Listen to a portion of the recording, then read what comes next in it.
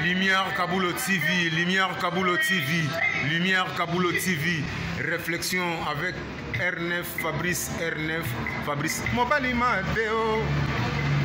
Balingaka, moi c'est Lolanga Ninyango, Nengosa Salanga Eleki Makasi, Kaboulo TV, yo, Lumière Kaboulo, réflexion. Réflexion, double CD Fantomas, Mayo. Il est là, il a toujours. Barbito s'abonne, chaîne les amoko. Ça c'est dit, tu m'as beaucoup de temps à s'abonner. Bon, donc, mon yango, YouTube, aux Zawana, Moko Gaga, réflexion, trop bandé, réflexion, lumière, Kamboul, Yangwana, Balai qui est ça la biso bien. Tous en ciment pour. Et ça la G, bongo, toujours. Yenge, la matondo nabino. Alors, c'est Fumutsaku, donc, Fumumpa. Fumutsaku, Fumumpa, Fumwambanza, Fumalongo, Fumumpa, Fumutsaku. Naeko pesa, eyano nangai, na mituna oyo, ndeko nangai Kamboul asalaki lumière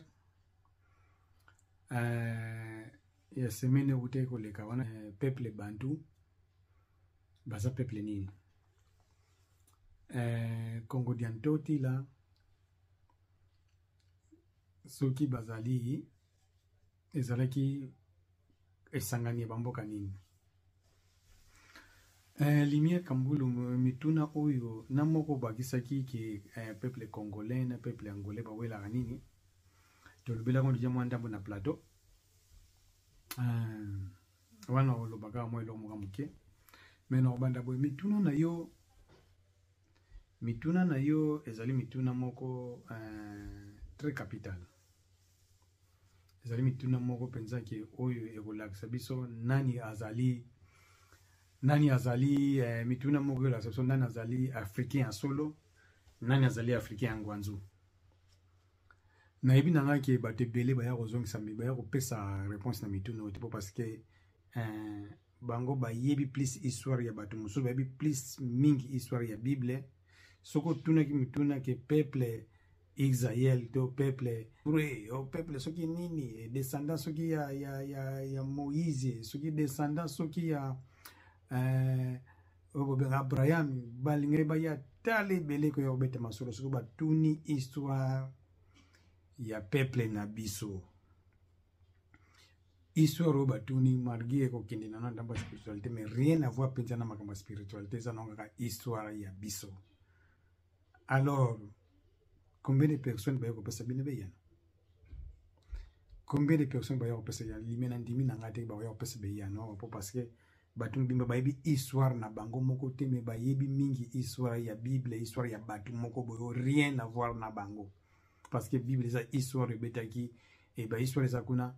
ezali makambo betaki histoire ya peuple moko boyo oyo rien à voir na biso rien à voir na makambo na biso rien à voir na culture na biso rien à voir na spiritualité na biso yango na siko biso to lata yango to yebi place ko leka ko to oyo ya biso moko. Alors bon le bana bezogete ya biso ba komango te so ba komango te ngana yebi yango ndeni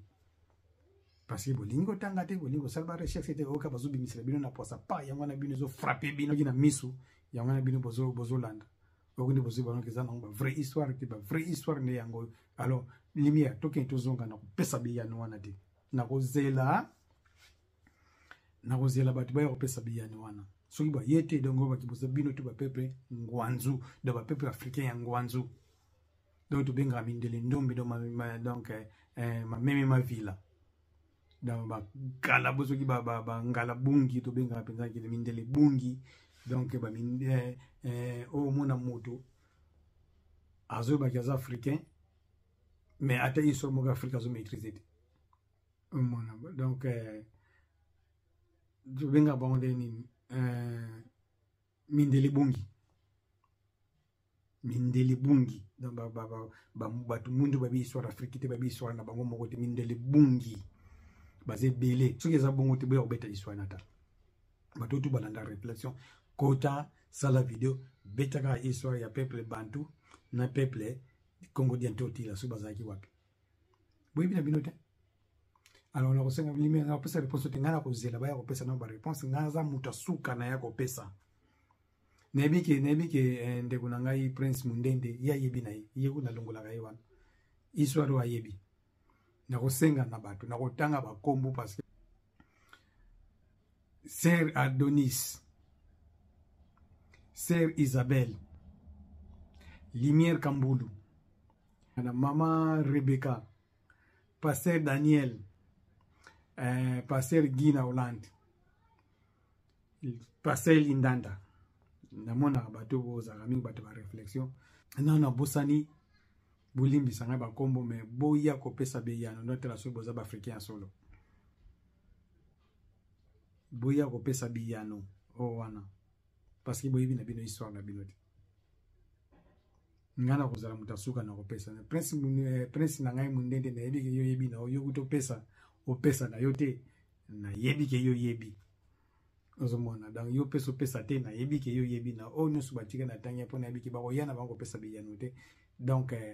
bango pona bango histoire na bango c'est histoire ya Bible o ngende histoire ya Bible kombo ya Lumière na ya Kambulu na Bible zalakate kombo ya fumu na Bible zalakate kombo ya biso ba africain mambweni mambote nzazi kimbangu mbuta machwa na Bible zalakate kaka ba kombo moko batila ba to ba te so za ba tenten to za ba kombo so ndeni alors na koloba na bino boye pona likambo ya peuple congolais na likambo ya peuple angolais nga penza franchement take fumu tsako na komona penza loko nini biso to ko wela te entre biso na bango ces équipes ba ye baka famille uta pe men na za mu Congo so na ke na Congo RDC na mboka ba Congo na za na mboka nanga parce que na za mu Congo so ke na ke na Brazzaville na za na mboka nanga parce que na za na mboka ba Congo so ke na ke na Gabon naza na mboka na parce que naza na terre ba Congo soki na ena Angola naza na mboka na ngapo parce que naza na mboka parce que tsaku aza partout nzinga aza partout panzu aza partout da tanki naza ka mu Congo donc ba mboka na nyuso tu malgré ba biso ba frontière mundeli même ta ko kabula biso avangana koma ko angolais ona koma congolais nazaki na mu Congo nazaki na mu Congo avangana koma angolais avana koma Congo parce que frontière wana ba mindeli tu batiango donc avant frontière nezala nazaki mu Congo alors naza tout ça ndoko moka ko sona te ezaka ke quelque bâtiment ba bina bango histoire ya bamboka na bino te bazolanda ka ba moi ba biloko colon aye ko tiela bato ke wana to ko mboka mususu to sona to sonela nini est-ce que ça na peuple moko sangana ko leka ba peuple wana ezan ba peuple moko bota ma ko leka ba peuple wana alors to ko sonela nizelo ko moko sonela to za biso na biso bato ba ya ko mona ki ba ko sa ko sonisa ba ko tsamwa nini dangwa ngala mona ba ya ko luka ba base na bango na internet poka ba mona iba tsai mwaka aye ko luka mwa base na yeke o peuple congolais peuple angolais boy to za ne luka ko wela te to za peuple moko to za na biso peuple moko ngapi na mona luka ko wela zate soki na bimina balabala na lobili ngala est ba iba kina za ngolais ba iba kina za congolais soki na pesite alors tout tika ba bêtise wana ya mataka ya ba ki o te peuple angolais peuple congolais donc tout ça peuple moko pepe soko moni congolais o ya zo ya kaka na histoire ke bangolais boye bazombo wana tala ye bien au mona za congolais d'origine te aza congolais d'origine aza bato yu ba parana bango ba yaka na bango ko ya ba kokololo na bango ba yaka na Congo bangwana mingi kendaka kota bangala na kote ya baluba te bangala mingi na baluba mtu apelisa na moto oyo